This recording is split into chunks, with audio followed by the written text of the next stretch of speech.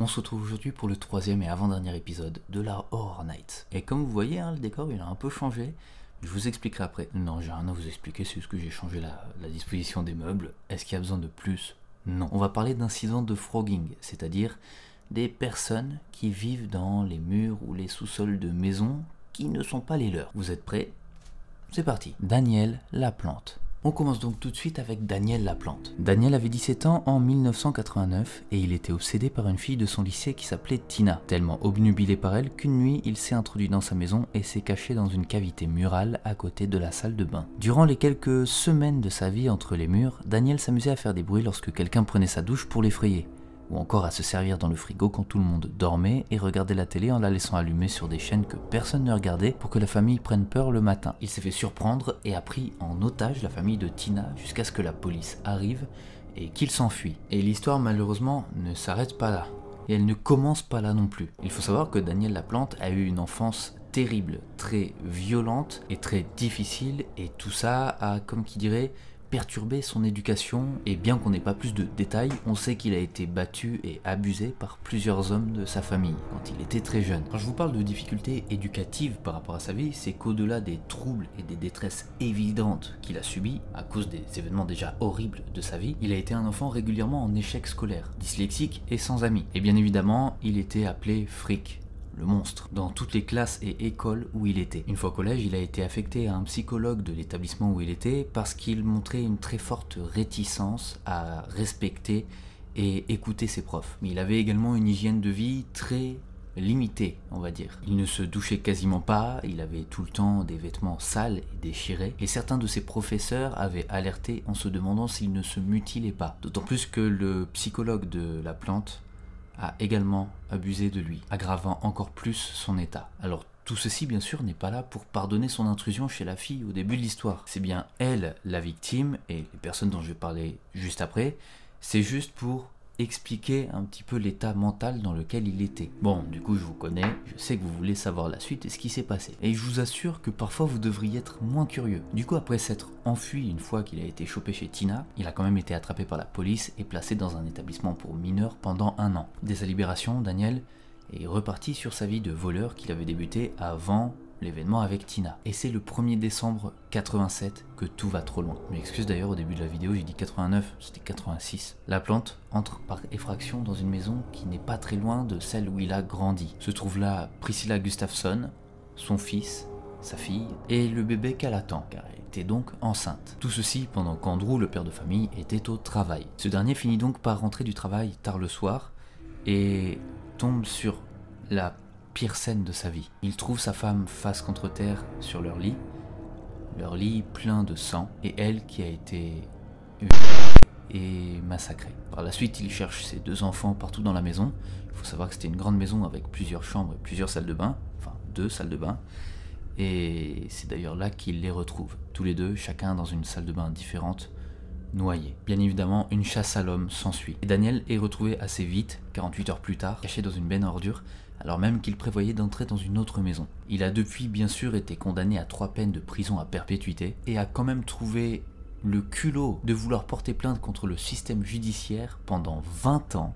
Il répétait sa plainte pendant 20 ans en disant que le système judiciaire n'avait pas respecté sa religion, qui était le satanisme. Et on va s'arrêter là pour la première histoire. Seattle, un sous-sol. Pour cette deuxième histoire, on va être sur quelque chose de plus léger, quand même quelque chose de grave, mais plus léger. Je vous en dis pas plus, écoutez. On est en mars 2021 à Seattle. Un couple a entendu des petits bruits venant du sous-sol en pleine nuit, et prenant donc leur courage à 2 mains, ils ouvrent la porte et trouvent un homme recroquevillé sur lui-même pour se réchauffer. En fait, c'était un SDF de 56 ans venu dans le sous-sol par une ouverture extérieure parce qu'il craignait de mourir de froid et de faim. Celui-ci s'est très gentiment laissé embarquer par la police et a simplement expliqué son histoire. Il n'était là que depuis 2 jours. Et en fait, le 8 mars, donc 2 jours avant, il sortait tout juste de prison. Et il disait que le système judiciaire lui avait payé un billet d'avion pour la destination de son choix, donc là en l'occurrence Seattle, et c'est tout, sans s'assurer qu'il aurait un foyer où atterrir, un foyer de réinsertion, ou même de quoi manger, ni rien. Ils lui ont juste payé un billet d'avion et casse-toi de là. Et c'est donc ce qui a un petit peu choqué la police à ce moment-là, parce que du coup, ce n'est pas la procédure habituel. Bref, dans tous les cas, c'est arrivé. Donc il est arrivé, il était à Seattle, il ne savait pas quoi faire. Il a donc trouvé cette maison, en tout cas son sous-sol, et il a dit qu'il sortait en fait la nuit pour se nourrir dans le frigo en essayant de prendre que les restes pour ne pas impacter les stocks de nourriture de la famille. Et il précise même que parfois quand il s'ennuyait, il attendait assis en écoutant les conversations. Ça c'est chelou. Il a d'abord été accusé de cambriolage, mais un juge a réduit ça à intrusion criminelle pour qu'il ne passe qu'un mois en prison jusqu'à la fin de l'hiver. Et en fait cette histoire, ça a fait quand même questionner pas mal sur le système judiciaire américain, et même un petit peu tous les systèmes judiciaires du monde, bref. Ça c'est pas le sujet, mais dans le sens où il y a certaines prisons qui ne font pas de suivi de leurs détenus une fois qu'ils les relâchent. Et du coup il y en a certains soit qui récidivent pour retourner en prison dans un lieu en sécurité, soit qui du coup se retrouvent à la rue, ou dans le cas de notre ami, se retrouvent à devoir s'introduire de manière criminelle du coup dans des endroits qui ne leur appartiennent pas. Et tout ça pour une question de survie, même pas pour commettre un crime, c'est vraiment une question de survie, et c'est ça qui fait un peu peur. Mais on va pas s'attarder là-dessus. On passe à la troisième histoire. Le musée. Il y a des personnes, en 2022, qui vivaient dans un musée. Et oui, on n'a pas que des cas de frogging dans des maisons ou des hôtels, on a aussi dans des musées. En juillet 2022, donc pas très loin de notre timeline, un petit garçon a été trouvé par la police en train de marcher devant un musée à Carson City au Nevada. Pendant qu'ils essayaient d'avoir des informations de lui, une petite fille est arrivée se présentant comme sa sœur en disant qu'il vivait là. De nouvelles questions se posaient donc. Mais la plus importante à laquelle répondre, c'était comment retrouver la famille de ses enfants, car c'était 2 enfants en bas âge. Étant donné que la petite fille avait dit qu'il vivait là, les policiers sont donc entrés dans le musée, et ils commencèrent donc à chercher un peu partout. Et c'est les enfants eux-mêmes qui les ont fait traverser tout le musée pour arriver à des pièces interdites au public et faire une découverte particulière. Ils sont arrivés dans une pièce où d'autres personnes vivaient. Ces personnes, c'était les parents des 2 enfants, et leurs 3 autres frères et sœurs. Mais ses parents n'étaient pas n'importe qui. Wilbert Calhoun n'était autre que le concierge du musée. Et sa femme, elle, en était la gérante. En vrai, on peut se dire que quand on est dans le besoin,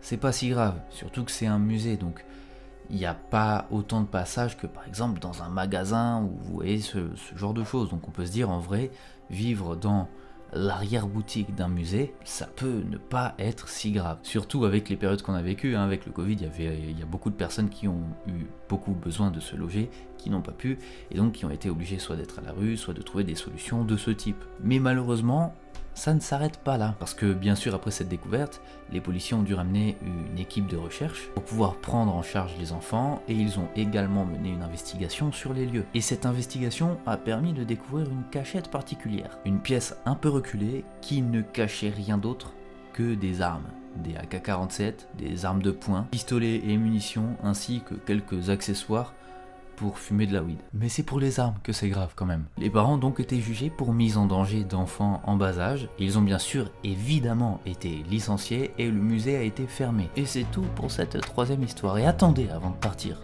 Déjà abonnez-vous, laissez un like, un commentaire, partagez la vidéo parce qu'il faut la faire vivre. Du coup moi je vous dis à la prochaine fois. Salut!